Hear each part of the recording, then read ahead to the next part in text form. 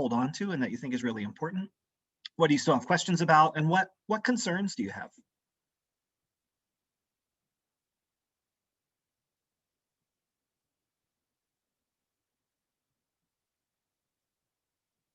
Don't everybody speak at once. Do you need a minute to think about it?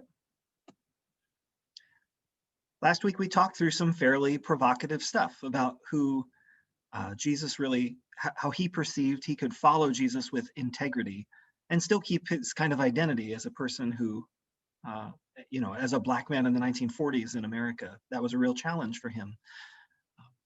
So what did you think? What were wows, whats, and woes?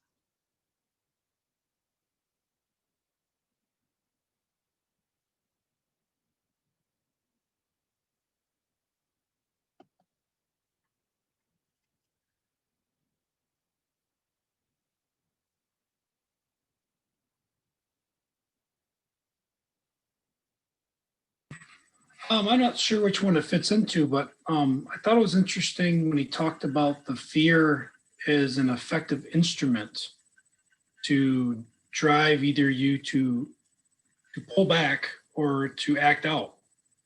I guess I never really thought about that as a being an instrument to motivate you, I guess.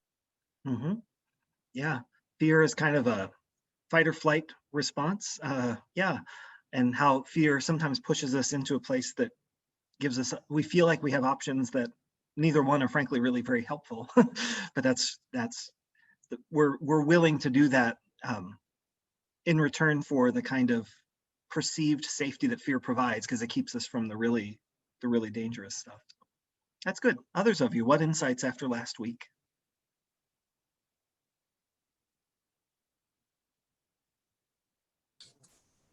I kind of wanted him to talk a little bit more about the healthy side of fear, and maybe fear wouldn't exactly be the right word, but more of like a caution to things, because there is something that God, puts inside of us that says, take caution, beware.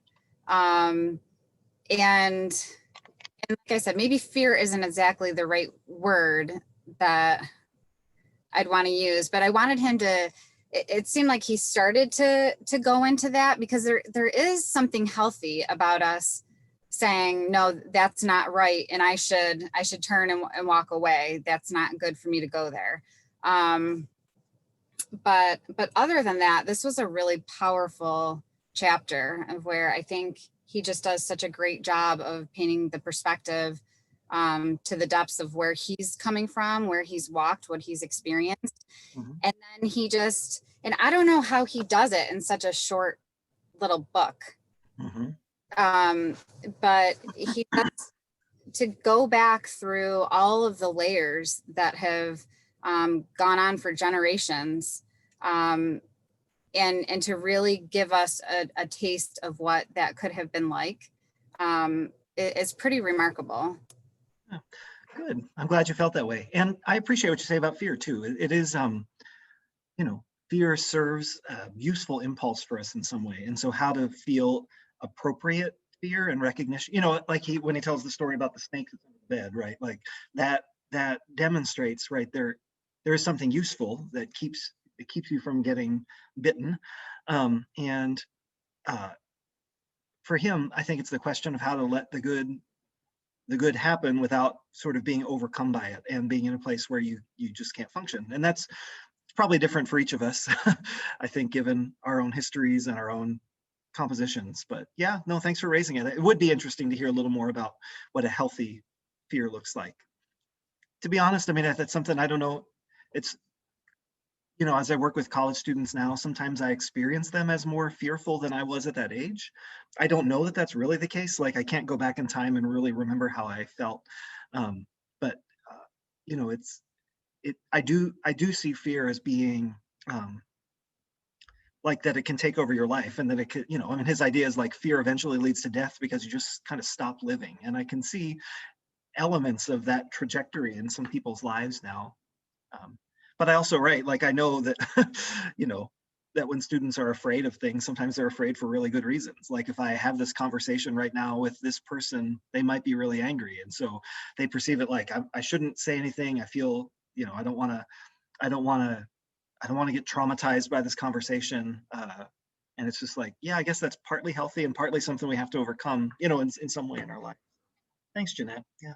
Anybody else? Just wows, whats, or woes You know generally? what kind of wowed me was that, as I mentioned last week, this book was done in the 40s, and I mean, not much has changed, Mhm, for people of color, and mhm, that was, it saddens me, but but I think we just have to, even in my discussion format, because we just have to learn to love one another, and that's what's wrong with the world today, mhm, there's no love, and that was just the only commandment that he gave us, that we find so hard, mhm, those two little words, love one another, but and that is just so hard, and so I mean, reading what he has gone through, and it was like I hear my grandparents talk about these days, and I tell my grandkids about these days, and they're living these days, and mhm. so the wow to me is when are we going to get it right? Yeah. No, When will we get it right? yeah. Thanks for sharing that. I mean, it is it is kind of stunning to feel how, every so often it feels like a book from the 40s. A word gets used here or there that feels like, really? But, very Yes, often it feels very timeless. And yes. yeah, yeah. Thanks for sharing that. Mhm. Anything else you want to say on the broad question? Let's dive into the more specifics then. Thurman's interpretation of Jesus, where he says Jesus was a Jew, right? He was a poor Jew, and he was a Jew under uh, Roman authority. Um, is that I ask how it works for you. I mean, that's very different than maybe some of you have not really focused on Jesus' historical character in that way in your churches before. So where do you feel like it works for you? Where do you feel like maybe I'm not sure? Do you think it's a fair and faithful representation of who Jesus was, or would you tell the story differently? Mm-mm. I guess thinking of him as a poor Jew kind of changed your perspective because when you're learning and growing up around that, he's always been held so high, and he Mhm, never really bring into your mind of what really kind of was happening when he was growing up, when he was a child, and what was going on around him. Because all the stories you hear are how he's elevated them by people, and or he's trying to get away from crowd because there's so many people around and mhm, everything. And then when you start to really wrap your brain around the fact that he was a minority in a minority group that was the lowest of the low at the time. It really struck me. It just never put that much thought into knowing that, I guess. mhm, So that was one thing I guess that kind of shocked me. And it isn't like it shocked me. I didn't know it. It just finally came to a realization of what was going on. mhm. Good. Yeah, thanks for sharing that. It is, I think, for those of us who are from traditions that really emphasize Jesus as the one who brings the plan of salvation, which of course is true, right? Like, I'm not saying Jesus didn't bring the plan of salvation, but what I'm saying is that that often emphasizes the kind of like disconnect from ordinary human life. So we just sort of think of, you know, the Father, Son, and Holy Spirit are sitting up in heaven, kind of cooking up a plan for how to bring salvation to the world, and we don't really think about the historical character of that person as being really essential to what he came to do. But it does shape, again, I've said it before in many contexts, maybe here, but Jesus was not really playing at being human. Like there was a real humanity that Jesus was part of a culture, developed as part of that culture, and was shaped in some ways anyway by being part of that culture. Of course, in some ways, he pushes back on that culture in lots of ways, and he's transcultural now in the sense that he speaks into every culture, and every culture can kind of see elements of Christ likeness, and every culture can see ways in which maybe we could stand to have a little more of Jesus of Nazareth inflecting our culture. And I mean that both ethnicity, but I mean also local church cultures and national cultures, regional cultures. Um, yeah, but that he was specific to a time and place. So, any other thoughts on the kind of Thurman's interpretation of Jesus and whether that challenged you, whether you found that helpful? I agree with Brian, because it kind of makes him, knowing that he's poor, it makes him almost that you can relate. It's like because people can relate. Like he was saying, because when you read, he's always, you figure, you always think about this high, Jesus being, very high, but he was a man, he was a Jewish man, and then he wasn't a that's one of the problems was because they wanted him to be the king and wanted him to have the robes and the crown and but he was just a man. He Mm. was just a man, and I think it was a great model for us. I think that's why the Lord brought him down there so we could just see that, he's just a man. He was born of a of a human, Mm. and so I liked it because he made him where if he looked like me, Jesus was just like me, a man, you Mhm. know. Mhm. Yeah, thanks, Victoria. Yeah. Anybody else just on his interpretation of Jesus? Anything you want to say on that? I think it's very helpful also to add context to the scriptures as a whole, and understanding kind of where all of the writers may have been in their own lives. But specifically for Jesus, I think we just kind of take him out of context and try to shove him into our own context. And in doing that, we lose so much.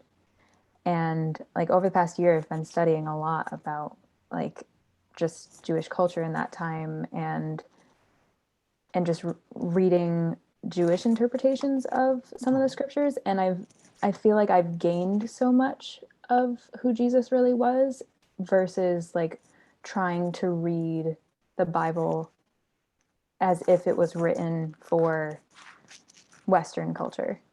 Yeah. I think it adds so much to who Jesus really is. So I think it's really helpful also in how we interact with people who were in Jesus's shoes, basically, in our own day. So Well, that's good. I do think it's kind of instinctive for us to do that with some biblical writers. Like when we're reading First Corinthians, for example, for most of us, we naturally think, okay, so who was Paul and who were the Corinthians and what's the original circumstance that he was writing into, and how might that change what we understand when he talks about love in First Corinthians 13, for example? Like what specific problem is he addressing? And even with in the Old Testament, we want to know more about the characters, like, and we sort of understand, okay, like, right, when we read Genesis, we're reading this kind of a story told this way. But for some reason, right, it does kind of elude us sometimes to think about Jesus as a specific historical character, even though we might naturally do it with other ways in the scripture. So Heather, thanks for raising that. That's a good insight. Anybody else just on that piece?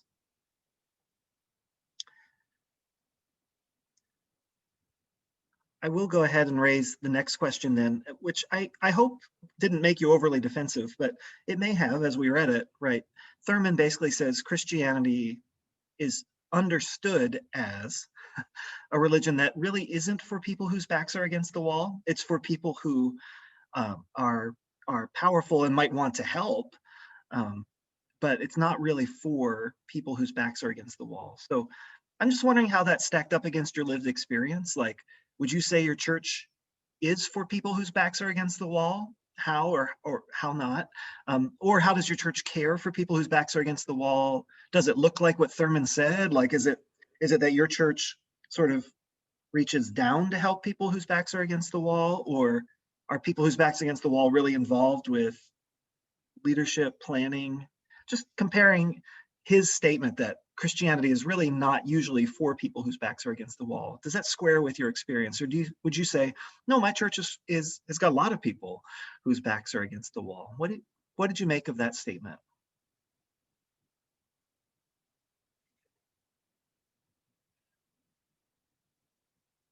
I put your home church so you can treat that however you want. Like, that could be a place you are now. It could be a place that you were.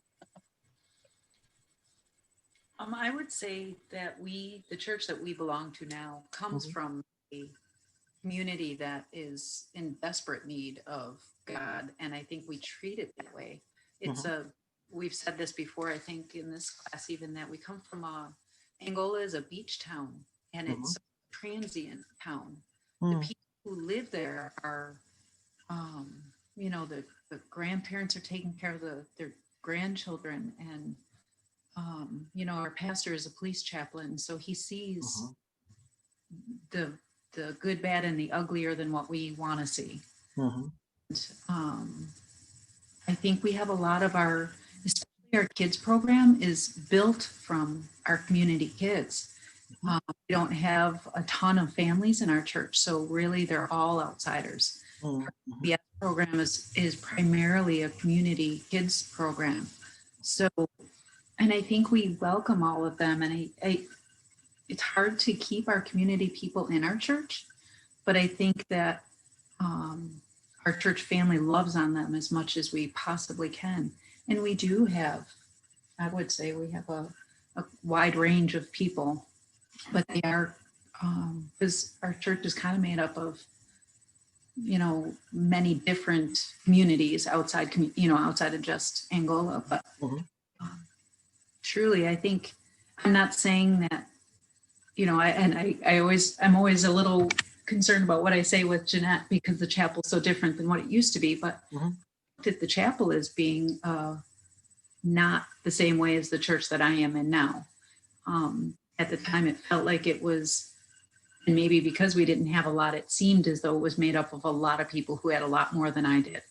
So I don't know that that was necessarily true. It was just how I perceived it as a kid. Mhm. Again, I think that we do the best we can to love on our community, and I, don't, Yeah. I think we try hard at that.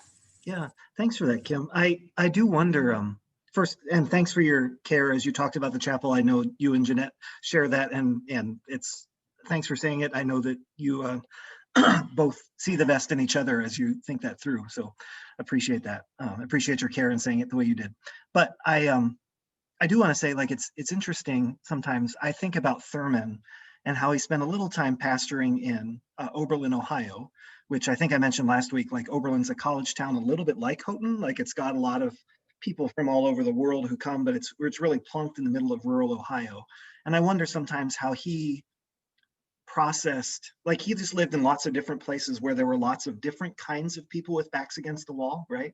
So as he's in the inner city, there's one kind of back against the wall.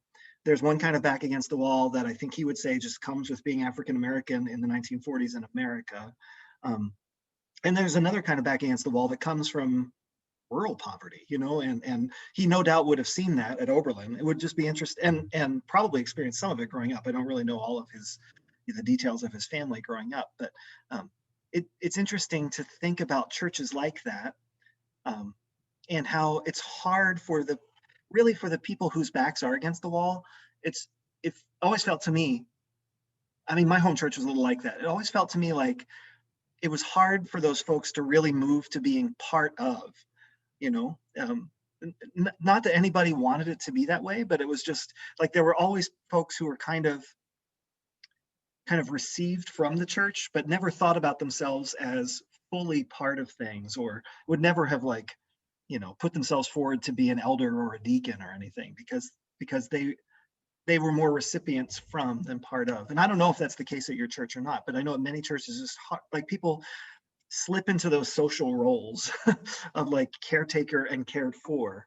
And I think that's what he's sad about. Like, I think that's part of what he realizes. So yeah, thanks for sharing it. Again, I don't know that your church might not be like that. I don't know, but my church definitely was. It was also a small town, and definitely growing up, like, and I think it happens in the Houghton church too, especially like in Allegheny County, the Houghton church, sometimes because there's so many, like, faculty and staff who go there, it's hard for people who are just people to feel like I can go here, you know, they don't put themselves forward for leadership. And sometimes the people who are, like, connected with the college have a hard time knowing how to bridge the gap, you know, and do more than just make you feel like we're here to take care of you. It's a real challenge for lots of churches. So any other thoughts on this, whether your experience is like Thurman's about, you know, Christianity not really being for people whose backs are against the wall? Anything you'd say on that? I think this is a hard thing for churches just because of our past, where we came from, and trying to move forward, and trying to bridge those relationships in a healthy way. Um, because just in general, as humanity, we're not comfortable with something that is not our norm, or something that makes us uncomfortable, that we're not used to daily. And so whether we like it or not, like our home is our norm, right? And so what goes on in our family is our norm. And anything outside of that, we look at a little differently. We turn our heads and go, oh, that's not how I do it. That's not my norm, right? Mhm. So it's constantly forcing yourself outside of your box, outside of your comfort zone, into the diversity that God created so beautifully and perfectly, right? Mhm. So a lot of the work that I do at one of our campuses at the chapel is in the city of Lockport. So I deal with a lot of addicts, a lot of homeless, a lot of prostitutes, and like literally on a daily basis. And I love that work.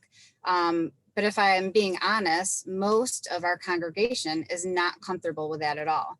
On Sunday, we get a lot that walk in off the streets. And that's when I light up. Like that's when I love that time. But I also love how it makes our congregation a little uncomfortable.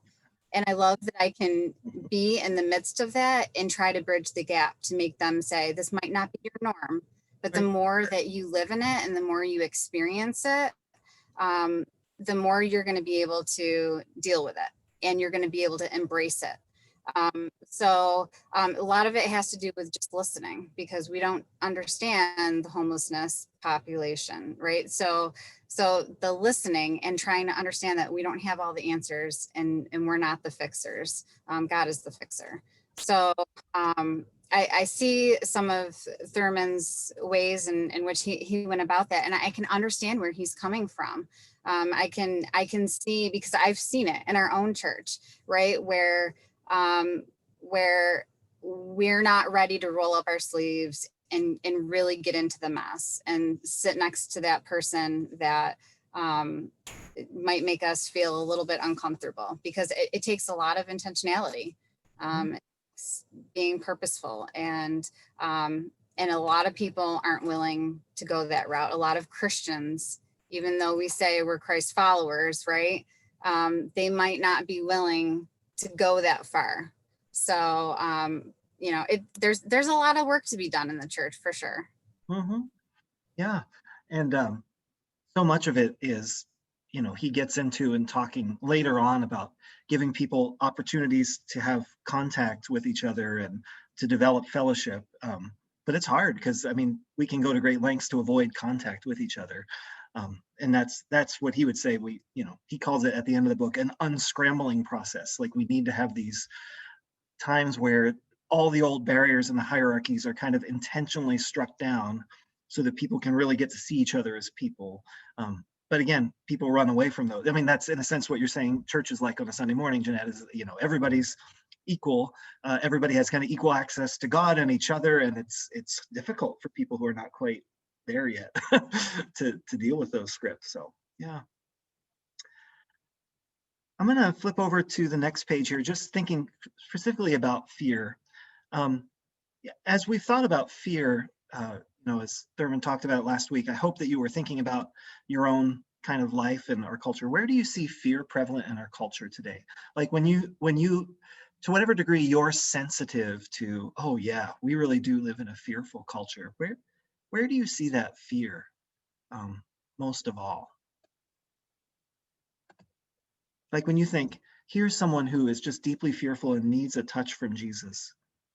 Where do you see it? What types of people?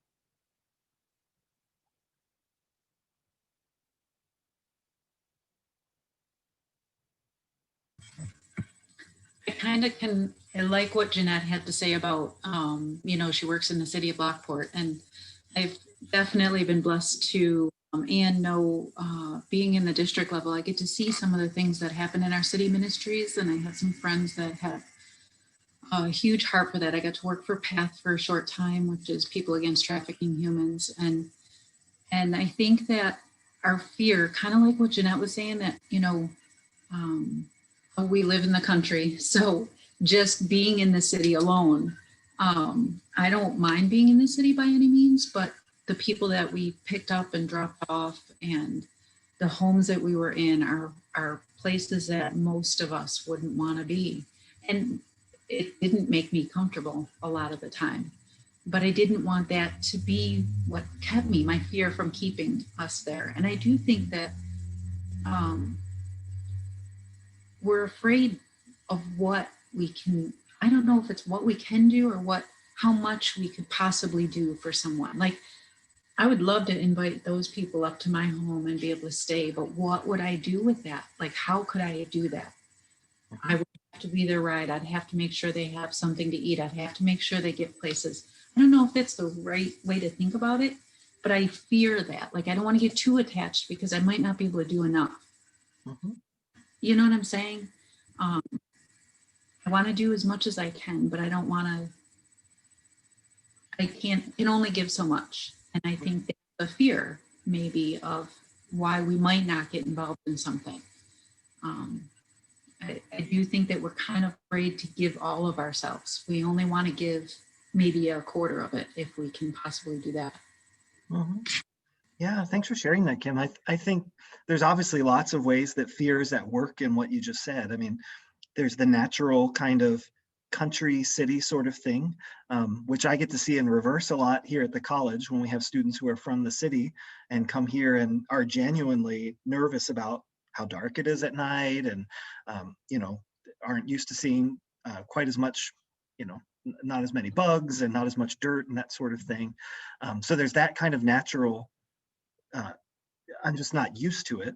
But there are definite other overtones that come with that. I mean, the way that most suburban or rural folks feel uncomfortable in the city and talk very comfortably about kind of bad neighborhoods, that kind of idea, that reflects kind of a deep fear of like, if I go there, it's not safe.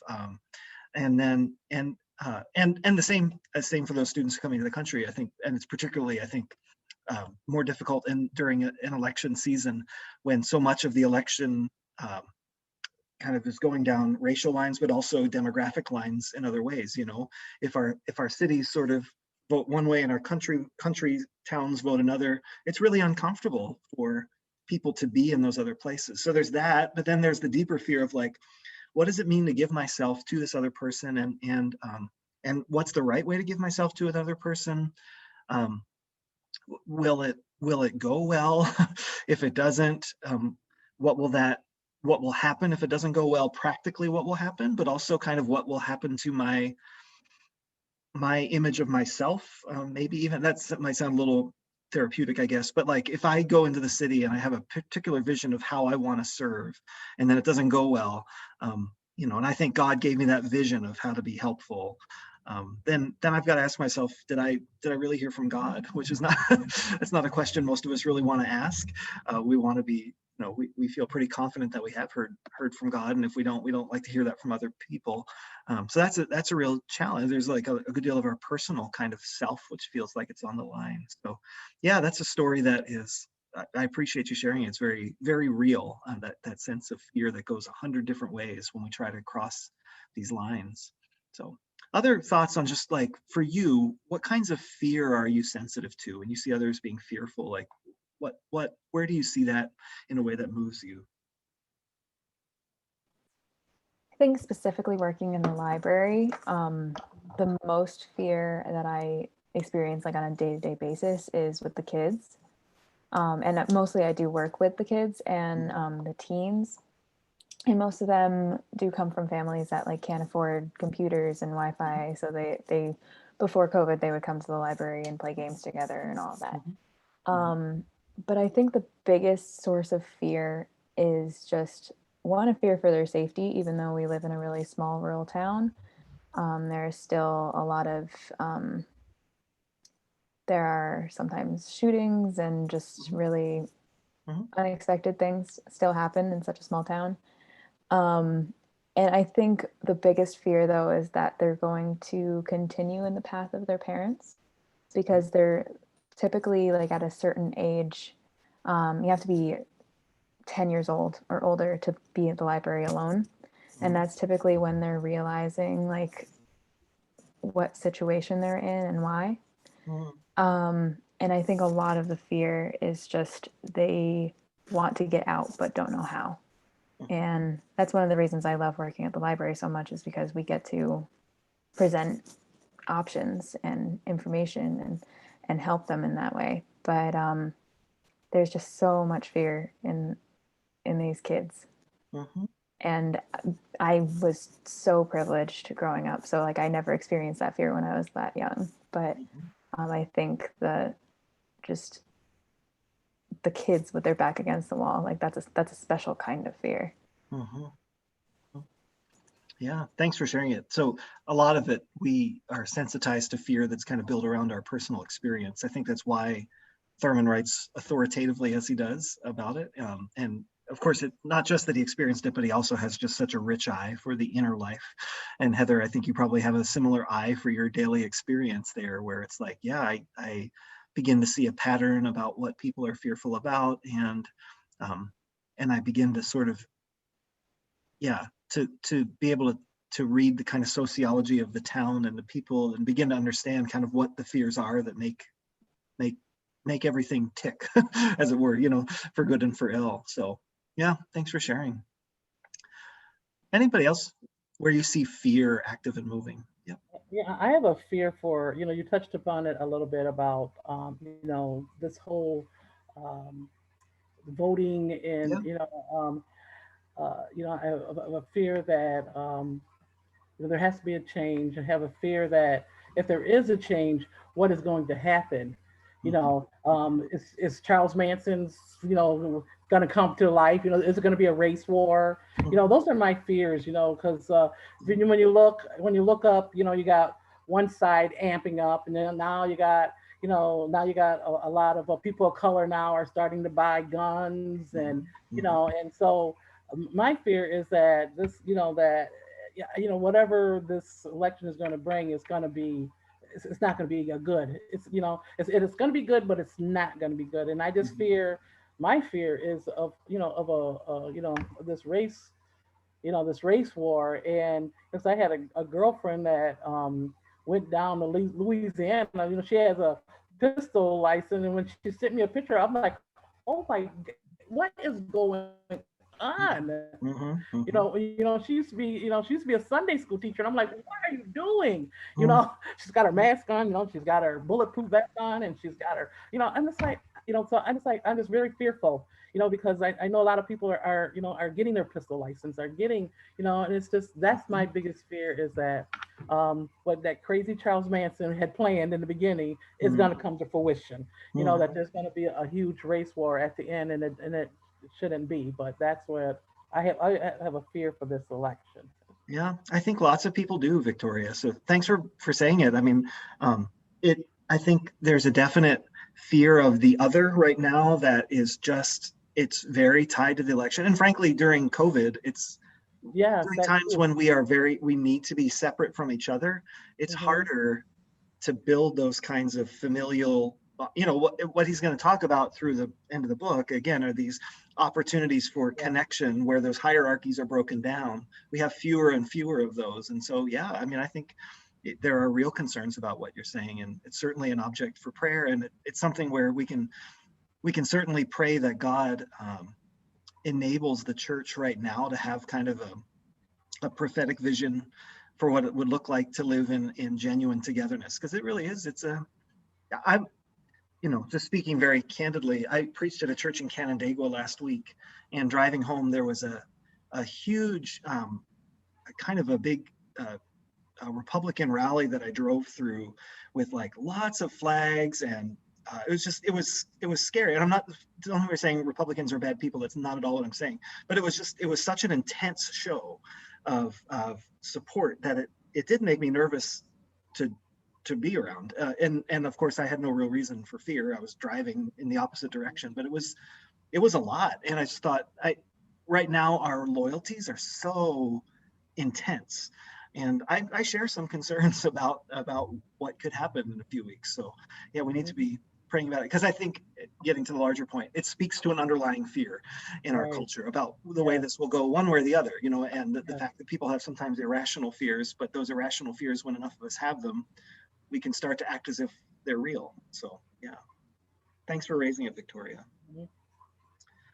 Let me ask this last question here. Just looking at your own life or others, what do you make of his prescription for fear? You know, a deep and abiding sense that one is a child of God. Like, as you thought that through, you've gotten a chance to think that through with now and before. Now you've heard Howard Thurman say it. Is that the right way to deal with fear, or is there something else that you feel like is like, as you heard that, did you say that's good, that's a good complete answer, or did you say that might be a start, but there's got to be something else for dealing with fear? So what did you make of that?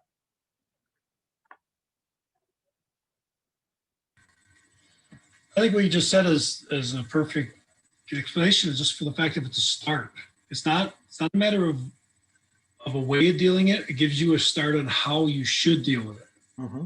Because before really knowing who Christ was, you're going to deal with fear in a totally different way. It's either a violent thing, or it's going to be a back away and, you know, with your back against the wall kind of deal.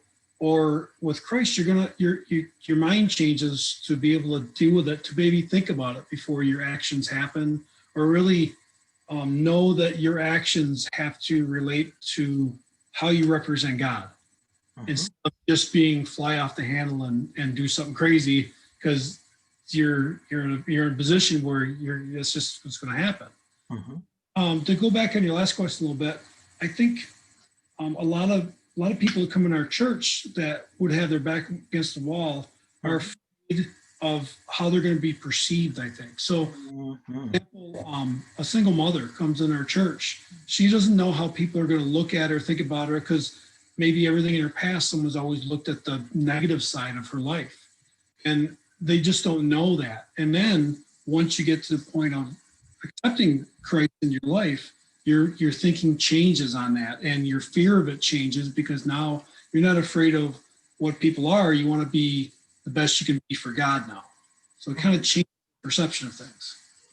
Yeah, that's really good. I think you really touch on something important about the fear of being what people will think of you, and that's a really important thing that Christians need to find a way to kind of rise above. But it's hard to it's hard to rise above that. We live in a culture where we are really presented with so much information and so many people that almost to survive in a culture like that, we have to be really quick at making snap judgments about who's safe and who's not safe.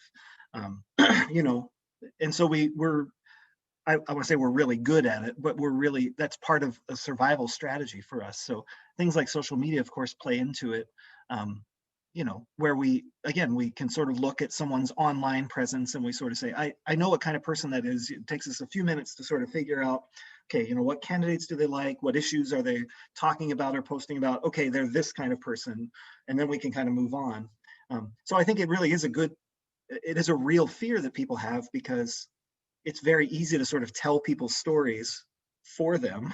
And we're afraid that other people are going to do this to us, because they do. And so, when someone comes into our church, they're probably right. Some people are looking at them and saying, okay, I think I know them. I think I know whether I want them here or not want them here, or I think I know what they need, even though they might not think they need that. So yeah, I mean, they're probably right. People are doing that because we have to make quick judgments in our culture. It's something we've got to figure out a way through. I felt very, not to center my own story, but this past week, like, I preached a sermon on Monday because of some issues that were going on campus over the weekend, and 3,500 people looked at it. And I was like, I know that most of these 3,500 people don't know me, have never talked to me, and are probably drawing snap judgments about me based on the fact I had to talk about very sensitive issues, and are listening for like trigger words that will tell them one way or the other kind of who I am, and I just wish, I wish I had more time. I wish I had face to face. I wish there are all kinds of things that I wish I had. But we really are vulnerable to each other and what others think of us in those moments. So whatever way churches can treat each other, not just understanding that we're children of God, but that the people who walk into our churches are children of God, is really, really important. So yeah. Anybody else just on this question of like, what else is important besides knowing that we're children of God? Well, we had a associate pastor one time. She preached on, um, that fear, it was in the Bible 5 times. Then she goes, so how many days of the year are there? 365 years, Mhm. and so it was like, so, because so God is telling us to not be fearful.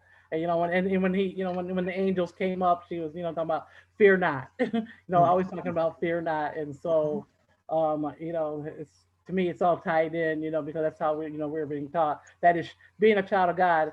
It's supposed to be enough, but we still walk in the flesh. So, Yep. when you're in that spirit level, that's one thing. But when you're still walking in the flesh a little bit, Mhm. it's problematic. Yeah, yeah. No, that's good. And it's true, right? Like we usually that fear not is usually kind of it's related to, an angel showing up or something, and or a prophet getting a message, and something happens that's terrifying, and the person's like, don't be afraid, like what you're seeing right now is not going to kill you. And you need to get perspective on what really is happening. So it's that fear not, is that what that means? And it's it's so hard, right, to walk through our day and get that kind of sense of, again, it might not be quite the same as seeing an angel or seeing a demon, but we see some pretty scary stuff a lot. And of course it's normal to fear. I mean, just the stories that Heather and Kim shared are like, those are scary things, right? Like to see a 10-year-old who doesn't feel like they have options, like of course that's going to be overwhelming after a while. And of course our natural response is going to be to fear. Yeah. Well, let me just push us forward into the second part of the book. We'll go a little past 8 for this, and then we'll come back and we'll come back from a break and do a little discussion after that. But he characterizes deception as another option. So for people who are the disinherited, basically, as he describes them, saying, fear is always an option that you can slip into. It hurts in the end. Deception is another thing like this. And I really like this chapter on deception. I like his understanding kind of how deception works. For him, this idea of it's almost written into nature as part of the way that the weak protect themselves against the strong. So, if you're not a strong enough animal to fight off a predator, you got to be good at hiding and tricking a predator. Like that's kind of written into the nature of the world.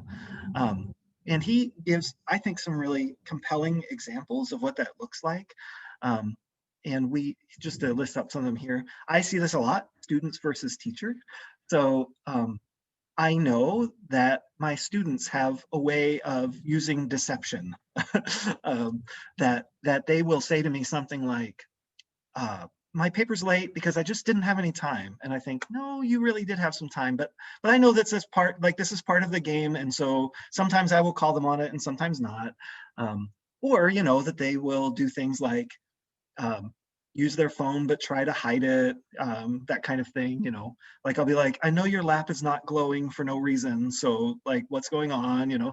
um, but that kind of idea of, the teacher is the one with authority, the teacher is the one that makes the rules, but I'm the one who knows how to kind of work around those rules. And sometimes teachers can get really upset about that, but it's not worth getting upset about. It's just that is what it is. Um, Often I remind them that teachers have their own way of doing that against students. Because students, there's a way that the teachers have the authority, but there's a way that students have the authority. Like I tell them in American culture, because you are beautiful young 21-year-olds and I am a haggard old 42-year-old, there's a way that you have the real power in American culture and I don't. And so I have to find ways, like, I go into the teacher's lounge and I talk with my teacher friends about what the students are really like, and we'll have a little snarky discussion about them and say, oh, you know how students are, blah, blah, blah. And that's our way of kind of maintaining our own sense of authority in the situation. So there are ways that we each have power over each other, right? And so sometimes we use deception as a way of maintaining that equilibrium in ways that we feel weak. Talks about women versus men. And I think historically and traditionally in our culture, the way we talk about uh, how women talk when men aren't around, or the ways that, traditionally there's this kind of trope about marriage, about, husbands thinking they're in charge, but wives are really in charge, that kind of language. It exists because there's this germ of truth in the way that men and women have related to each other, where women have realized there's a way in which this man is more powerful than me, but there's a way in which I am more powerful than him. And so I have to find ways to use that, and deception is part of it. And of course, it's true also that men practice deception going the other way when we think about the different sorts of power that women and men have over each other. But he just lifts up the gender roles is also a way in which this happens in many cultures. He then talks about slaves versus slave owners. And so in this part, he talked about the spiritual I got shoes, and just saying, like, of course, the slave owners didn't mind when the slaves would sing spirituals, but it talks about on page 51, the spiritual I got shoes, you got shoes, all God's children got shoes. When we get to heaven, we're going to put on our shoes and shout all over God's heaven. And then the line, everybody talking about heaven ain't going there.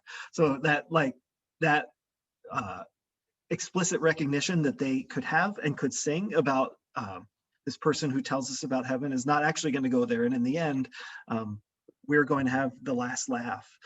That idea of being a way of kind of maintaining power over someone who has more power than you in a different situation. So I really like those examples. I think it just illustrates something about human nature. And again, you can probably think of examples in your own life of like where you've either used deception to sort of get ahead or preserve yourself, or where someone has done that against you. Sometimes we can notice those as well. I'll leave the examples for later, but he talks about how this is a temptation for the Jews as they existed among the Romans, right? There's a way that that's inevitable, that's part of what they're going to do, is that they are going to find ways to deceive and to kind of maintain what power they have, and find ways to subvert the power of the Romans. So he goes from here and he talks about 3 options for when we think about deception, like what's a healthy way to look at deception. And he gives us 3 options that people often will take. And of course, he argues for one of these options. So first, he says, we could just accept it as inevitable. So like when I tell you the stories about students versus teachers and women versus men, and we can just kind of smile a little bit and say, that's kind of the way things are. And maybe to some extent it is, but he is a little concerned about accepting it as inevitable. He acknowledges, right, like the reason we do this is we accept this as inevitable because we say there is no way that the playing field could ever really be equal. So it's almost like deception is an option we take out of despair when we know that there's no other way of really having community.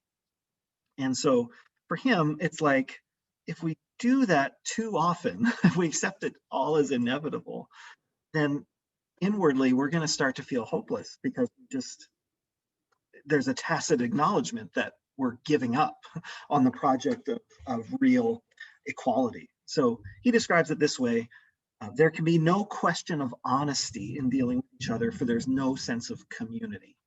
And so what he's saying is, like, if we treat it as inevitable, we're giving up on the idea that community could really happen. And Thurman basically says this corrodes in the end, right? In the end, if you constantly deceive, you destroy your values. And in the end, he said, you become a deception. The penalty of deception is to become a deception. It's, I don't know if you noticed this, but on page 54, he says, is it not possible to quarantine a certain kind of deception so it will not affect the rest of your life? And of course, we're all thinking about quarantine in the last few months. But he basically says, no, there's no way to quarantine one kind of deception. There's no safe way to keep doing this. It's eventually going to catch up to you if you just constantly deceive another. And this is really challenging. Like when I consider that this is Thurman writing to other Black folks living under segregation that is unimaginable to me in my life, just because it's well before my lifetime. I mean, challenging these folks to not practice that kind of deception is I'm sure it was very challenging to his original readers to hear. And it should challenge us too, because I think it's written pretty deeply into our lives in some ways. So we shouldn't accept it as inevitable, he says. Another option is to juggle various areas of compromise. So compromise and deceive when necessary to just preserve life and death, but otherwise conduct yourself honorably. Like if the kind of classic question of, if they're you know, the story about Anne Frank, and if there are people hiding in the attic and the Nazis come to get them, you should lie about it to preserve them. But in general, we shouldn't lie. And he said that's another option that people have.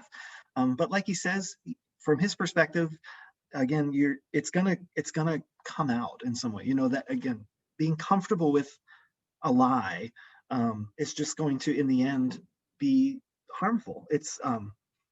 We're not going to be able to accurately determine whether or not our life is really on the line.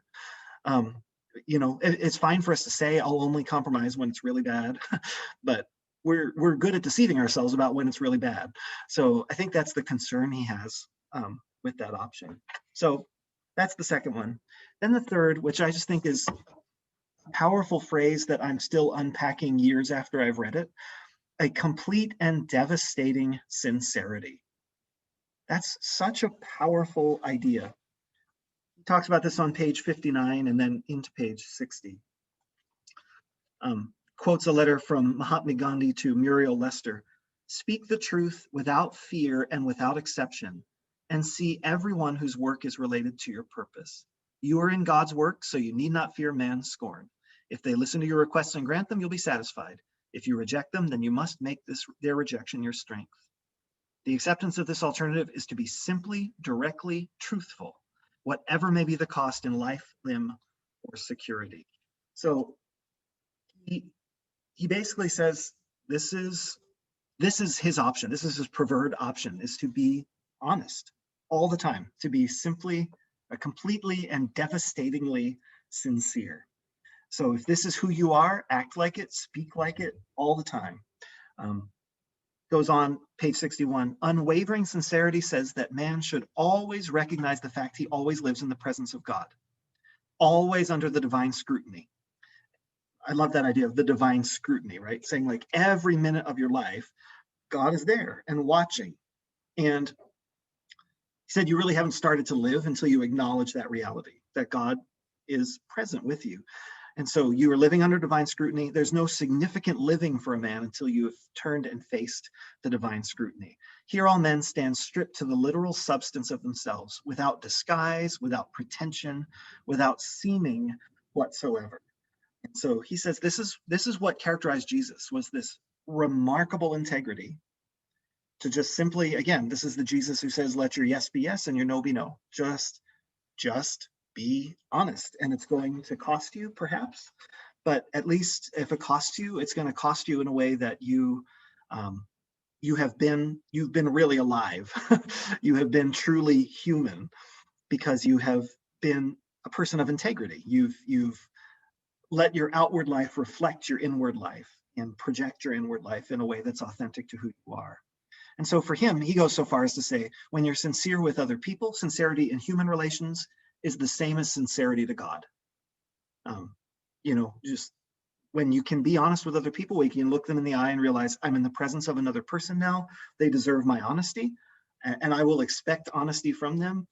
Then you have also been sincere with God, basically, that you have opened yourself up to living in such a way that really, I don't know if you'd say it this way, but almost incarnates God on the earth, that is Christ to those around you, when you can really speak honestly and humanely and humanly with each other.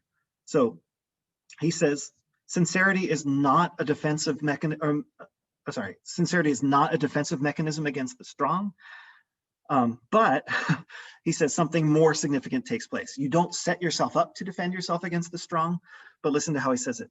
In the presence of an overwhelming sincerity on the part of the disinherited, the dominant themselves are caught with no defense.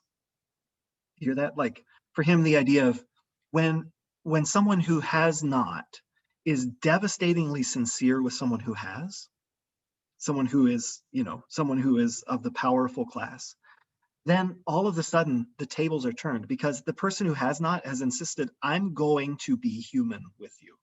I'm not going to act like I'm less than you. I'm not going to do the things that weak people do in order to fit with stronger people. I'm not going to trick you, but I'm going to be me. And you can't take that away from me. I'm going to be honest. It's the one thing I have that you can't control. And so you know what? I'm going to be me. So he says, the dominant are caught with no defense. The edge is taken away from their sense of prerogative and the sense of the status on which the impregnability of their position rests. You again, I know I said this last week, but you can see Martin Luther King all over this. Like when you think about King's understanding of nonviolence as a genuine strategy for affecting change, he basically said, nonviolence doesn't mean being passive. It means insisting on being the kind of person that you are capable of being, not thinking of yourself less than you are because there's a culture that tells you you are less than. You insist on being the person God has called you to be, and you turn it into a conversation of ideals. And yes, I mean, violence can be used against us, but we will have become the kind of people that are equal regardless, because we've insisted on our humanity by acting with integrity and honesty. Again, I said this last week, I know a couple of you weren't here, but like Thurman was the dean of the chapel at Boston University when King was a doctoral student there, and there's stories of them watching the 1955 World Series together in one of their apartments. I mean, just the thought of these two men, King just soaking up this idea from Thurman and then saying a few years later, I got to put this into practice. Like this is going to be a laboratory down here in Montgomery, and this is going to be a laboratory. It's just, this is such an important idea in how it changed American and world history that's happening right here. So I don't know, any thoughts about this? I mean, obviously there's something that really grabs you, I think, at least it really grabs me, this idea of like, when I refuse deception, when I am honest with you, I have laid claim to what it means to be really human. I've discovered a power in me that's from God's Holy Spirit. So I'm not going to choose deception, but it's terrifying, right? It's terrifying to let go of the little ways that we can use deception to kind of maintain a sense of superiority over each other. And sometimes it will cost us, sometimes those who can use violence will exact violence on those who can't. So I don't know, any thoughts or reactions to that whole thing? To me, this is one of the most powerful parts of this book. So any reaction you have, thoughts, questions?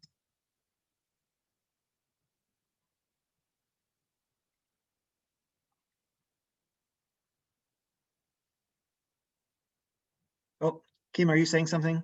Sorry. Oh, sorry. No, it's okay. I just wasn't sure if you were talking. Yep, no, that was my fault. Yep. I liked how you worded the power of the Holy Spirit in not being, like, being able to not be deceptive. I don't know if I fit into that word, but the strength and the power that the Holy Spirit has when you do look at it that way. Like because you couldn't do it on your own, maybe. Mm-hmm. Really, I like it. Thank you. Yeah, sure. And I do think, for those of you who are heading towards ministry, I mean, sometimes it sounds kind of banal to say your job is to be a fully competent human being, but there's something here about, like, if my pastor is someone who can live with this kind of integrity that doesn't kind of rely on those kinds of deceptions. I've been around plenty of pastors in my life who I feel like have been a little bit deceptive. They resent the way that other people have treated them, and the way that they talk about their congregants when they're not around is really not appealing. And I can fall into that myself. Like I say, if I'm talking about students behind closed doors, part of how I blow off steam is talking about some difficult situations or people, and sometimes bending the truth just a little bit in order to feel a little bit more morally superior to them. And so the more I can lean away from that and into just kind of I'm a human being among other people, and I'm going to conduct myself with integrity. Again, not to whine about my situation, but this week, like, I got a lot of intense email from people, and had to sort of sort out feelings and try to respond as a person to a person with eyes wide open and say, we might not see the same about this, but here's my response, etc. It's really hard, like, when push comes to shove, to live this out, and I certainly don't do it perfectly, but that idea, I think, is helpful for you if you're going into ministry, just to be a real person who treats other people around them as capable of being real people is really important. Anything else you want to say on this section? I like the third option too, being completely real, like you were talking, like the kids always say, you got to keep it 100, That's Thurman would have said that too. He would have said, keep it 100. Yeah. So I like that, because then there's nothing that's going to come back to kind of like bite you at the end. Because if you're just straight up with people, that means this is just who I am, and I think that I like that, and and I know sometimes in my life, you try to say a little bit more, because you look at certain people and you like, oh, I gotta get in that bracket, so I gotta say it, kind of, instead of, I went fishing, I didn't catch this, my fish was this big, so because if you just keep it real all the time, people know that, especially when you're working with people who are disadvantaged, they know, because they live that life, and so and people really like that when you keep it when you're real with them all the time, and and being truthful. And I just that's just the way to walk, and that's just one thing I've always learned now. Just no matter how the good, the bad, the ugly, just let it be known. If that's the truth, let it be the truth. Yeah, that's good. And I like how you say people like it. That's a really important, I don't mean just that they are happy about it, but like that's part of when we think about the magnetic pull that a guy like Martin Luther King had. Not that he was a person of perfect integrity, right? But that idea of like, he encourages me to this life of integrity where I discover I'm allowed to be a full person. I don't need to use deception. Like that's a gift. And it's something that, I'm always telling like my 18, 19, 20-year-old students who are heading towards ministry. And they're like, what should I do to get my first church? And integrity has to be at the top of the list, because I tell them, when you start out, you're going to be a miserable preacher and you're not going to know what to say to people, and but you have control over your integrity. And it goes a long way when you're a 24, like I was a 24-year-old pastor, and people, if they perceive your integrity, and I hope I had it, but they feel they're not going to jump all over you, because they sense, okay, whatever his weakness is, he's him, like he's real. And it goes a long way. So Pecoris, did you want to say something too? I see you're unmuted. So I just wanted to speak into it, and kind of goes on your number 2, where it says juggle the various areas of compromise. Right. The second part of that is the assumption that the moral quality of compromise operates on an ascending and descending scale. Yeah. It was really interesting, because when you think about it, you try to, if you see deception or you are involved in deception, you try to figure out if it was really bad or not so bad, or it was probably okay, but and I see myself doing that sometimes when you say something or you're involved in that, not really knowing it, then you said, you know what, it really wasn't that bad. It'll probably be fine. Yeah. So that scale kind of slides up and down. And it was really interesting when he brought that out. Mm-hmm. Yeah, we're really capable of, I go through that the classic story about like when you get too much change at the store or whatever, and you're like, do I bring this to this person attention? They gave me $10 too much. And you think on the one hand, like, do I really want to bring this to it feels awkward, but then at the same time, you're like, am I really willing to kind of give away my integrity for $10? And the way that we can have this conversation in our head that could really justify it, it's crazy. Like, we're really capable of self-deception. And I think that's part of what he recognizes. Like, that's a dangerous game to play. At the same time, like I don't, when I think about what it cost King and others to sort of preach and practice this devastating sincerity, right? I understand why that you might find yourself doing it, because it's, like eventually it really does cost you sometimes. So yeah. Anything else on this section on deception? I think there's an awareness that goes with it too, because you do to be self-aware to understand that, oh, I fell into that again, or I did it again, or catch it before it's happening. And I think the closer you walk with God, the more aware you are to that, where you're like, no, I can't do that anymore. And there is, you're right, there's this supernatural act of the Holy Spirit that empowers you to say no to that. It's just that constant awareness, and then putting that self-discipline in place to just, be able to say no and be able to walk away and choose what God would want to choose. Much easier said than done, especially when you're talking about somebody who has their back against the wall, who feels helpless and hopeless, and that they don't have any other choice. And maybe that's all they know. And now they've been introduced to a whole new way which involves a lot of trust, which most people don't know how to trust. So there's a lot that goes involved, or there's a lot that's involved here, and it's not easy. It's not easy at all. But I think the more that you walk with God, the more it becomes evident that He's working in your life, and you change. Mhm. Yeah, and part of that, of course, is becoming more aware and being honest with ourselves when it has happened in a way that we're not happy with. You know, what Brian has said before is like we can tell ourselves again and again that something is not our fault, and we desensitize ourselves to when we could do better. But our willingness to sort of acknowledge, oh, you know, I screwed that up. Like I sold myself out on that, and I shouldn't have done that. The more that we can sit with that, the more likely it is we'll avoid it next time. And that too is a spiritual reality, right? I mean, that reality of I know God well enough that I can sit with my own sinfulness and know God's not going to destroy me, like, because He loves me, and I know that, so I can be honest with myself about the areas that I haven't gotten it yet. Because you're right, I think the more we walk with God, if we're willing to open ourselves up to the mess of our lives more and more, I think we can conquer it more and more. But we just run away from it so easily. You know, deception of others can very easily bleed into deceiving ourselves. You know, so yeah.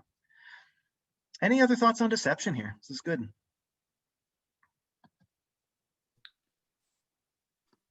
I would say that it plays into talking about earlier fear. Mhm.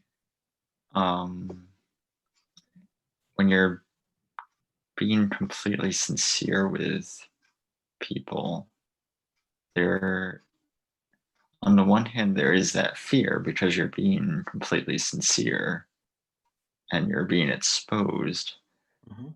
but it does remove that fear of that you're not playing that game ahead of like, how do I have to make myself for that person? Mhm. Like, what kind of role do I have to play to be in that person's good graces? Like, it just takes that fear away, Mhm. which can be very freeing. Yeah, you really touch both sides of it well, because it is very freeing to not have to be thinking all the time, how can I get in this person's good graces? It's also terrifying because you might just not be in their good graces. Like that might happen, and they might draw conclusions about you that you don't wish them to draw, or you know, in some of the cases that Thurman's talking about, I mean, there might be real physical ramifications for failing to be the right kind of person. So yeah, it's freeing and it's terrifying all at once, and you cover it well, Robert, to touch on both of those. Yep. I think rather than go further into hate right now, I think I'll just give us our break now. I was going to do it later, but we took more time on deception than I thought we would. So we'll just break for about 10. We'll come back at 8:25. We'll cover hate and love. So, all right. See you in a little bit.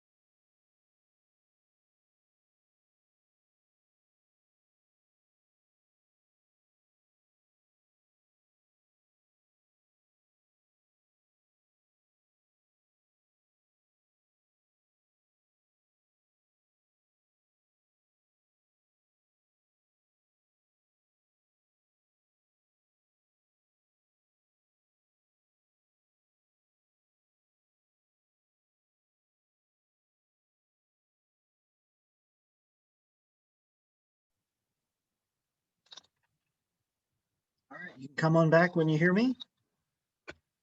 If you're not back yet, that's okay, but I hope break was relaxing for everybody. 10 good minutes. I get so tired by this time of the evening. Wednesday is such a long day. I probably have told you this before, but Wednesday morning, I'm at home with our daughter and son who are homeschooling in the morning. So it's my homeschool dad morning. So they get dropped off about 11 o'clock at the next thing they're going to, and then it's just constant all day. So I'm ready to crash by the end of this. So we will get through 35 good minutes of discussion on Howard Thurman, and then we will proceed to bed or whatever comes next, I guess. So we're going to talk now about the last, what Thurman understands is kind of the last option for the dispossessed, the last kind of, right, fear and deception are all things that can seem sort of logical for a person to do. And so hate is the final of them. And so we're just going to jump into that. So let me share a screen real quick. Sorry. A little bit.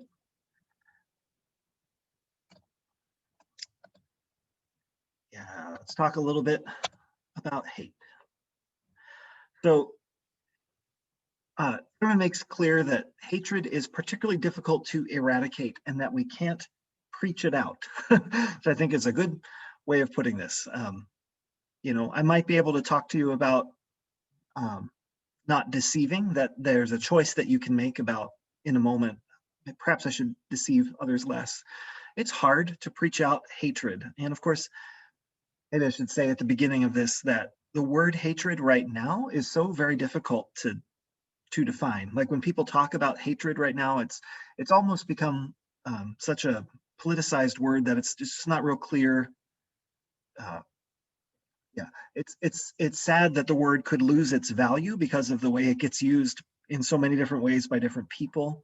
Because what Thurman is talking about here is pretty precise, and it's something that tempts all of us. And so we can't lose the word hate, even though it's become increasingly hard to define, and we're not quite sure what to make of it when someone talks about another person's hate. We certainly know that using the word hate is an easy way to sort of establish your own that you're on the right side of an issue. And so it's painful to be, if you've ever been told that you are a hateful person, that's a painful thing. And that's something that happens in our culture fairly easily for lots of different reasons. And so it's just, at any rate, I get nervous about the word hatred. I understand why he uses it, but it's just so hard to suss out what it means anymore. It's sort of like, it's not the necessary evil of having something like hate crimes in our culture. Like I understand why we have them, because it is particularly pernicious to commit a crime because another person is in a particular category, whatever age, sex, race. Like that's a terrible thing, and I understand why we need those. But at the same time, whenever there's a hate crime trial, you know, part of what a group will try to do is to sort of express, well, this doesn't rise to the level of a hate crime because we weren't really hating. It's just such a hard word to define. But I think Thurman does a good job maybe of leading us there by telling us about how he understands hatred developing. So if we can kind of track with him from the beginning, maybe we can get a picture of what he understands the real danger of hate is and what hate actually looks like. So for him, this is how hatred begins. I love this phrase.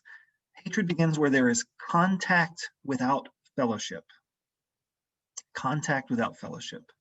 So it's hard. I can't hate someone who I have no idea who they are, right? It actually, I mean, part of the reality of living in a global society where people are interconnected around the world, I think part of the reason why we see an increase in recent times of racism and other kinds of bias is just because people are much more in contact with people who are different than them than they used to be, right? Like the fact that we can, at any given time, just jump online and be exposed to worlds that we didn't even know were there, you know, even 20 years ago. It's much easier for us to have contact without fellowship. We can see what another culture is like, another group of people. We can get just enough glimpse into something to say that's scary or that's wrong or I don't like that, but we haven't really, so if we don't have contact, we can't hate, but we don't get to that level of fellowship just from those initial contacts, right? Like we see just enough of another type of person to think, I don't want to know them any better. So we just don't ever get to the place where we have contact with fellowship, where we see another person and sort of say, and now we're going to have an opportunity to sit down together over a table or sit together in a worship service and meaningfully begin to have fellowship. I don't think Thurman would say fellowship always leads to love necessarily, but that it kind of humanizes us to each other. You know, when we do something, again, primal, like eat or worship together, our common humanity is reinforced. Like we understand this other person with me is actually a person. But when they're just, again, this is the danger of some of even what we're doing now when we have online class, you know, we're not quite as real to each other as we could be. And so we have to work hard if we're going to have fellowship across the internet instead of just contact. So that's the first part, contact without fellowship. He says that goes from there and it leads to understanding without sympathy.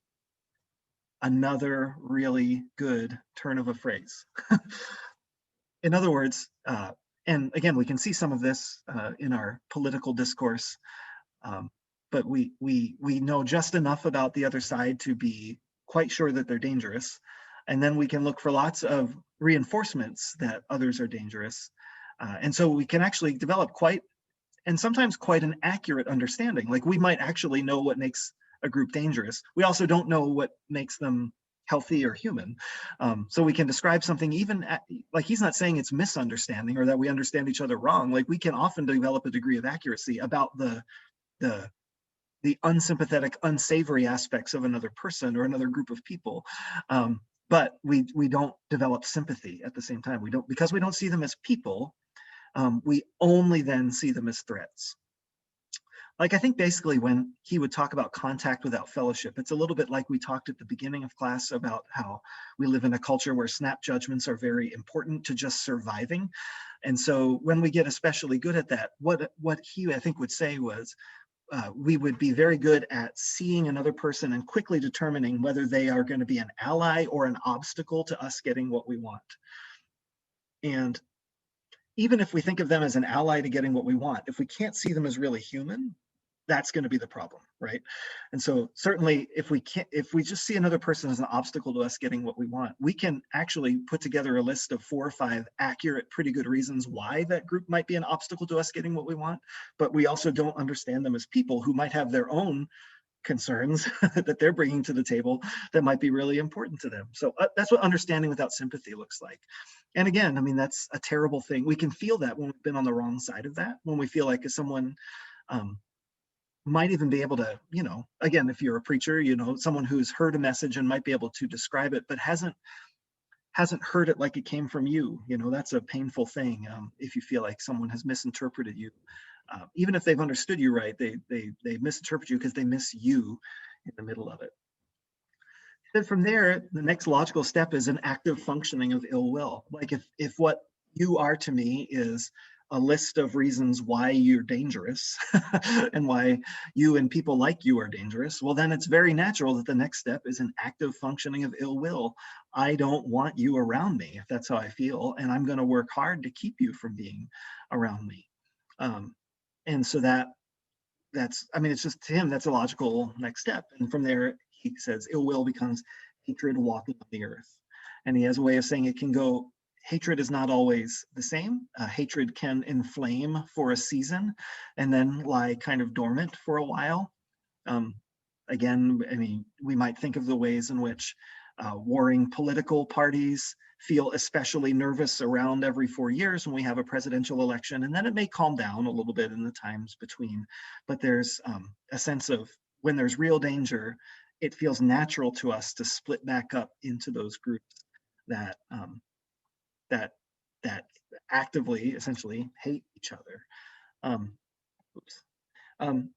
Being on the receiving end of hatred, he said, is just so painful that it leads us to kind of internalize what the hater says about us. Like, yeah, you hear enough that you are less than, or that you're a miserable person or whatever. Like you begin to think that way, particularly if the voice is pernicious and goes throughout a wider group in the culture. I mean, that's how he's approaching this as a minority, saying, when I feel like the majority feels this way about me, it's hard for me to walk around with my head held high because I internalize what the group says about me. But he said, hatred is so tempting because it is, quote, a tremendous source of dynamic energy, which gives an illusion of righteousness. And so he says, you know, when you feel like other people can't see me for who I am, won't have fellowship with me, won't be sympathetic, they'll try to understand but not be sympathetic. When that happens to me, I naturally feel a great deal of vibrancy when I can have that kind of bitterness right back at them. And again, that just makes logical sense. At least it does to me. I won't put words in your mouth, but like when I receive what I consider bitter or hatred-filled kind of response from someone in life, my natural tendency is to say, it feels cathartic to push that back at them. It feels cathartic to say, you think you hate me, huh? I hate you just as much. And I might not say that to them, but I might just live in that reality to say, you are not really human to me. I'm not listening to you. I'm not engaging you. And it gives you a tremendous source of dynamic energy and an illusion of righteousness. I mean, you have probably all been around people who appear to be motivated by their anger. And so like when someone is motivated by their anger, it's like a sugar rush, right? It really is powerful while they're feeling it. Of course, any activist who's only motivated by anger burns out, and the sugar rush crashes eventually. But that while it's going, I mean, it's great. And of course, in our country and culture now, there are lots of ways to stay angry all the time. Like if you need a fresh hit of a reminder that the people that you have contact without fellowship with, if you need a fresh reminder that they really are worth hating, you can just go online and find it any time. And so some people live hit to hit with hate, you know, and it's just again and again and again. We get angry and it makes us feel alive. And I love too the language of an illusion of righteousness. Again, it makes us feel justified. Like it's so delicious to feel like not only do I get to say this thing that is burning in me, but I also get to feel like a good person for venting it. That's delicious to us as people. We love that feeling. But he goes on and says, hatred is just, in the end, it's corrosive, right? It crashes and it kills you. I love, let me turn it's page 77. Where he talks about it dries up springs of creative thought here. Yeah, the second full paragraph on page 77. It must be borne in mind that hatred tends to dry up the springs of creative thought in the life of the hater, so that his resourcefulness becomes completely focused on the negative aspects of his environment. So if that's how you get by, is kind of anger to anger, hate to hate, find something else to be angry about to give you that next burst of dynamic energy that you need, then your life becomes about seeking that out. And in the end, you don't do anything constructive. You can't, because your life is really about seeking the next thing to be angry about. So he goes on and says, you know, according to Jesus, and this is the paragraph that spans 77 to 78, Jesus rejected hatred because he saw that hatred meant death to the mind, death to the spirit, death to communion with the Father. That idea of, if I'm living this way where I'm basically living off other people's misdeeds and the things that they may legitimately do wrong, but if I'm living there, I'm not really living life. I've already died. I've yielded up. I've yielded up the ability to do something fruitful because I'm enjoying so much the feeling of hatred. I did find myself wondering as I read this how Thurman would process the era that we live in, and whether he would, for example, tell us to just get off social media altogether, whether he would say, you know, whether he would be the kind of person to say, you got to unplug from all that stuff, or whether he would sort of encourage us towards some kind of healthy, I don't have a good answer for that question, but I just think like there's so many ways in which our connectedness right now really is the kind of connectedness without fellowship, that I wonder if he would look for a way to kind of find redemptive opportunities for fellowship within those connections, or whether he would say, time out, we've just got too much connection right now. And it's unless we have a come to Jesus moment where something radical changes, without that, we're the connection itself is going to kill us and eat us up from within. And I don't know what he would say to that, but that's kind of what I found myself thinking, because you know, it's one thing for to imagine, like in the 1940s, for example, saying, go to your home and close the door and don't read the newspaper, and just for a while, just remember who you are, right? And don't let those voices in to tell you you're anything less. But what's it like when you can't escape those voices at all? I don't know. Like, and how you, when there's so much contact that almost forces itself on you, contact without fellowship that forces itself on you, like, what do you do with that? That's what I found myself kind of wondering through this chapter, whether he would be just, would he essentially be Amish and say, you got to unplug, you got to stop that, and you got to get out of the game altogether? Or would he say there's a way to manage it? And I won't know this side of heaven. I guess I can ask him in heaven. But yeah. So any thoughts from you on this chapter on hate? I do think it's a very powerful chapter. It's for me, a very good illustration of what happens to us. I just one more quick thing before I turn it over to you. Just, it's very easy to diagnose in others. Like, we're very aware of when someone else is hating us. It's hard for us to diagnose it in ourselves, especially, I think maybe especially for us religious types, because if we learn to associate our feeling righteous with hating, it's hard to untangle that, because it's hard to acknowledge that before God, that needs to be worked on, because it feels like we're pulling a string that might unravel the whole sweater. And so I feel like that's particularly the reason why it can be very difficult for people whose hatred and religion is tied up to unlearn that pattern. So any thoughts from any of you on this?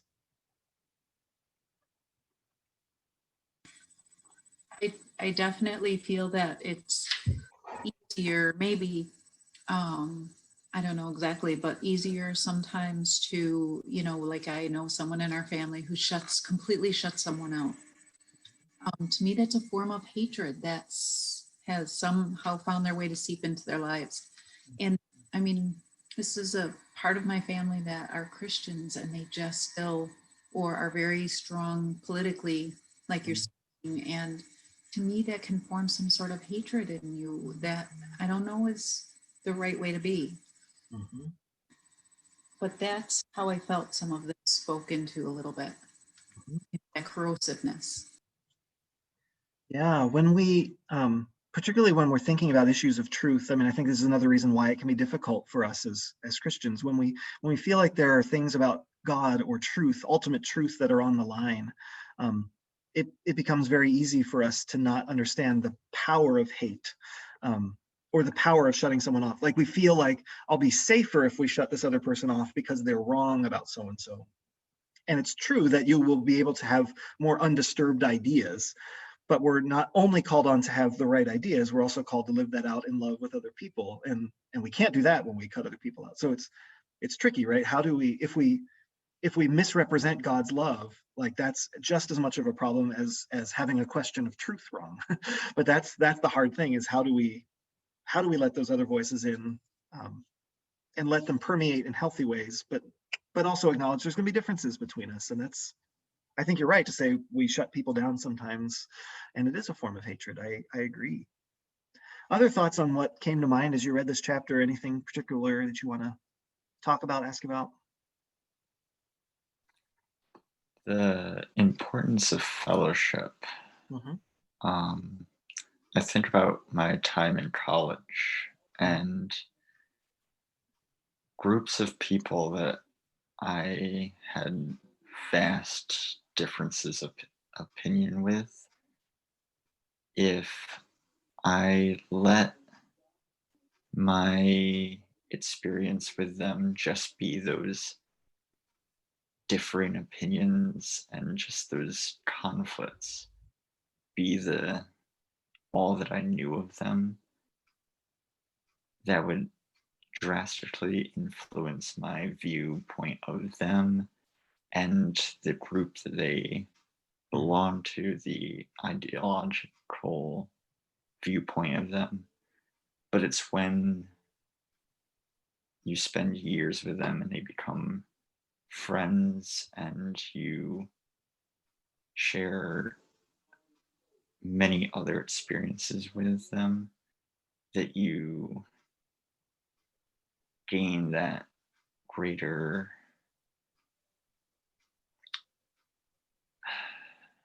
I want to say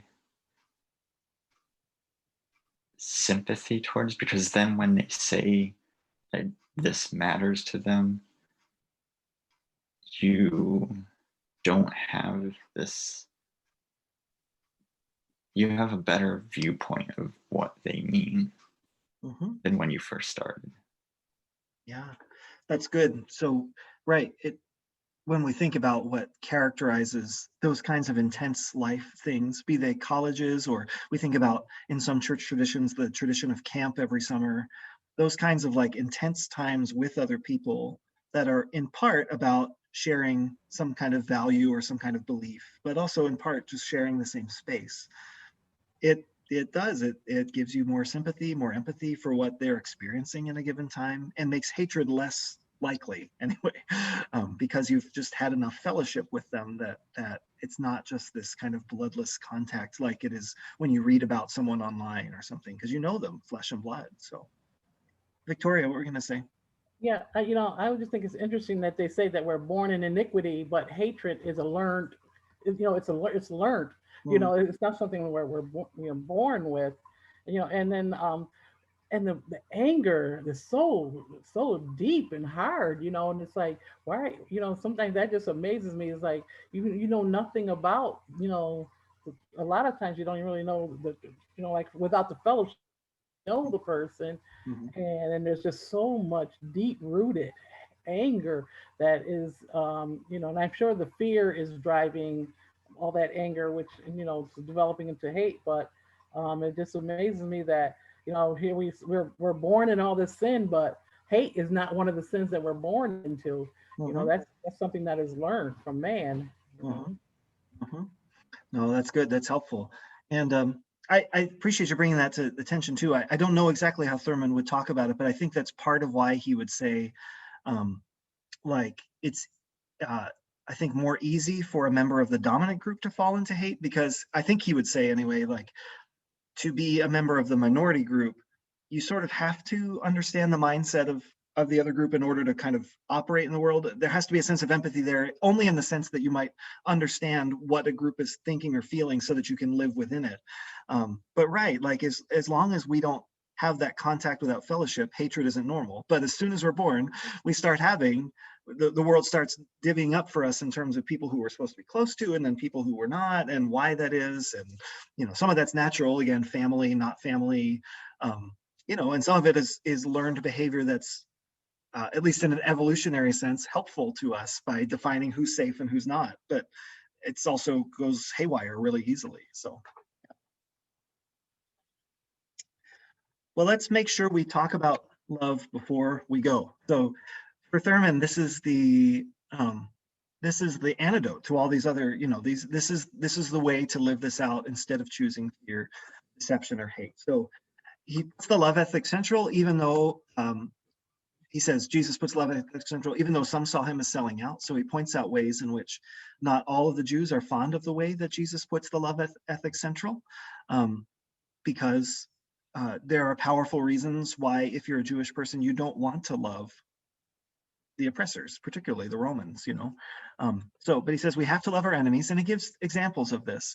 He talks about personal enemies, people who just that you don't like for whatever reason, someone who's opposed to you, said something unkind. I thought it was funny when he said it, because those are hard, right? I mean, it's hard to love someone who just actively doesn't like you and opposes you on a personal basis. But he says, actually, that's the easiest to deal with, because I think what he'd say is it's so localized to who you are and who that other person is, that it's more in control than something systemic. If it really is just, I hate Robert because of something he said to me, and Robert hates me because of something I said to him, well, Robert and I, there's only two of us that need to sit down and work it out. It's me and Robert. But if we're talking about something broader than that, that's where it gets really complicated. So even if I don't want to sit down with Robert and have that conversation, in the end, it's only two of us that have to agree to have that conversation, and it can be fairly easily solved. Of course, it is a work of the Holy Spirit. I'm not saying those things are easy to overcome, but he said, all things considered, it's easier than the other ones. So then he gives a couple other options, right? He says, we also have to work with the love ethic central with those persons who by their activities make it difficult for the group to live without shame and humiliation. So he talks about how learning to love tax collectors and sinners, like that idea of when Jesus calls you to love tax collectors, people who are cooperating with the oppressors. Well, then it's harder, right? I can't just sit down with every tax collector one-on-one and say, all right, I'm going to work on loving you personally. But instead, I've got to come to grips with my anger about this whole situation, with my anger at the Romans in the first place, with my anger at this particular group of people who have chosen to cooperate with the Romans. I mean, it takes a lot more interpersonal work. And it also means that I will never get the resolution that Robert and I would just have from sitting down together, right?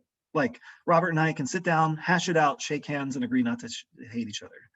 But if I agree, I'm not going to hate tax collectors anymore, I'm never going to come to that kind of resolution with every single tax collector. I'm just not. I'm just going to have to learn to live with the fact that some of that's going to be unresolved, and I'm going to choose not to hate. I'm going to choose to look at the tax collectors differently.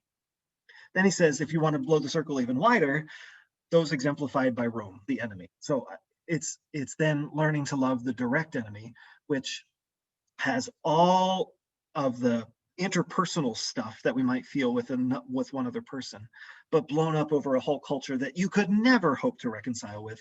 And in fact, there's no real way to imagine yourself apart from them, right? Like if you're Jews at that time, you're not thinking, like the only thing that you could think about would be, if I can kill these people, then they won't ruin my life.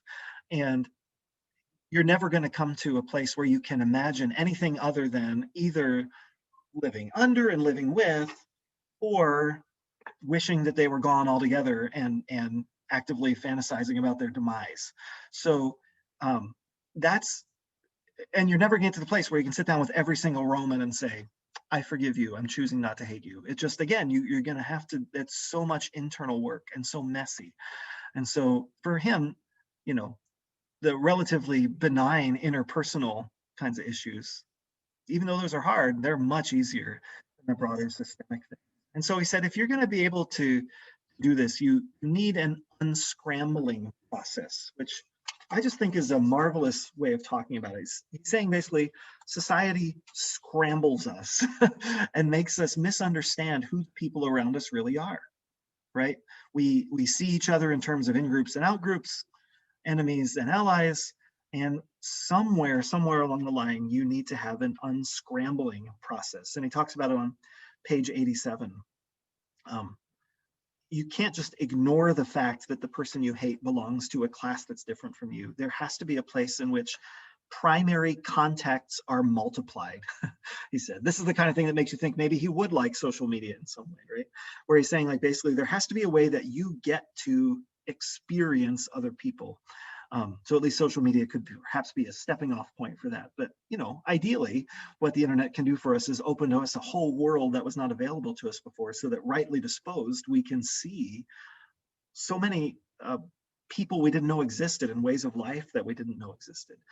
So he said, there are always primary contacts between the weak and the strong, the privileged and the underprivileged. He said, but they're generally contacts within zones of agreement, which leave the status of the individual intact.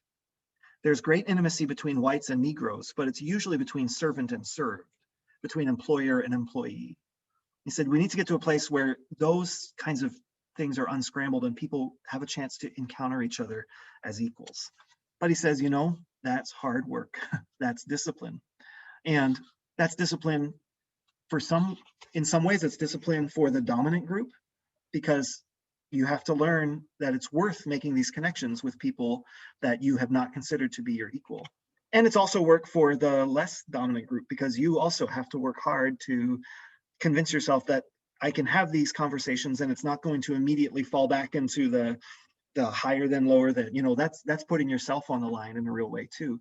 And so he says, ideally from his perspective, and again, you can see his history as a multi-ethnic church planter in the 40s, which was not something everybody was doing.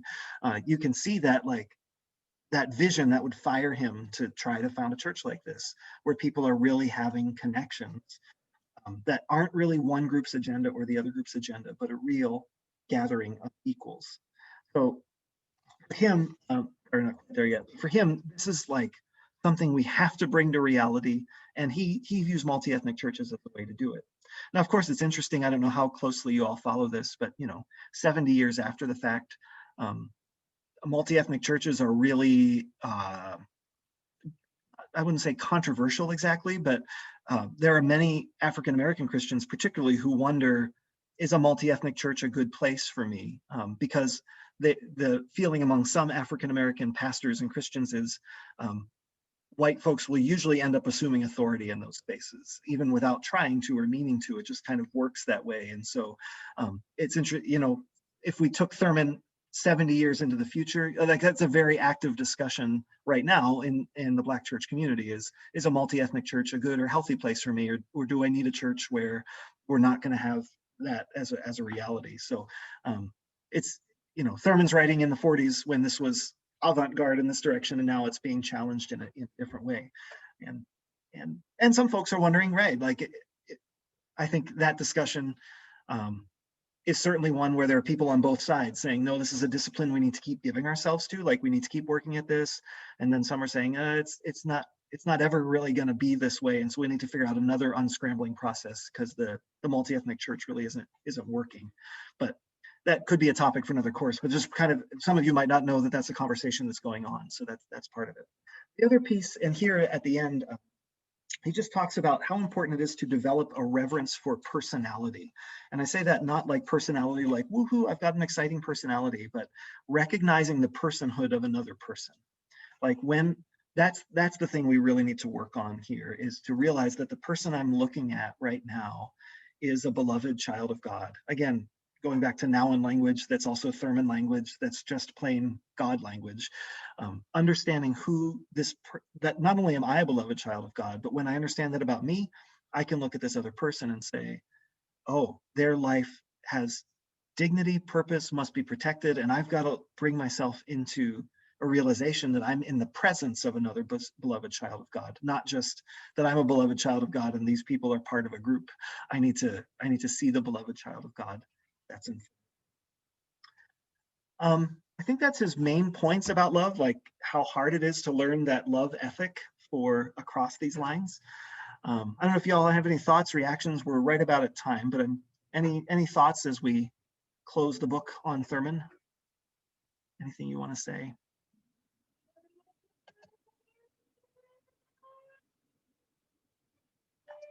It's a challenging read, right? But beautiful. I mean, just like I think Jeanette said at the beginning of the class session tonight. I mean, such a powerful book to be, whatever, 90 some pages, with so much in there, and such a challenge for us. I think. I mean, I don't think if you give this book an honest read, I don't think you can leave there not feeling provoked a little bit. In what ways am I perceiving myself as less than I really am? In what ways am I perceiving others less than they really are? In what ways am I living up to the high calling that God's given me and the amazing privilege it is to be human in a world like this? So, all right, well, I'll think up a majestic and wonderful discussion question and throw it online in the morning based on our discussion today. I'll try to grade some papers tomorrow if I can. The later we get in the semester, the trickier it is for me to grade the day after, but I will do my best and hopefully have them back to you tomorrow or at least by this weekend, okay? All right, so nice to see you tonight. Love to all of you. We'll see you. I guess we only have 2 more sessions, don't we? So I think we're reading some of Ruth Haley Barton next week. I think that's our last book, is we're reading some of that. And that'll be, in a way, it'll feel radically different from this. And in a way, you'll see some good connections along the way. So we'll look forward to talking with you about solitude and silence next week. All right. Love to each of you.